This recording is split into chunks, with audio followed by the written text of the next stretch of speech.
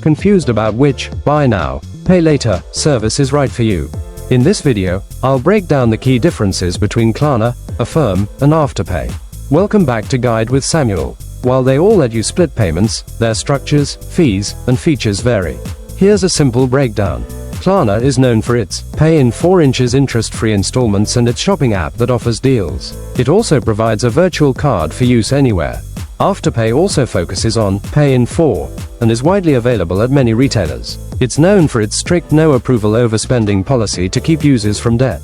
Affirm often offers both short-term plans and longer-term financing, 3 to 48 months, which may include interest. It does a soft credit check and is very transparent about the total cost. A crucial pro tip: your choice should depend on your needs. For small, interest-free splits at many stores, Klarna or Afterpay are great. For a larger purchase you need more time to pay off.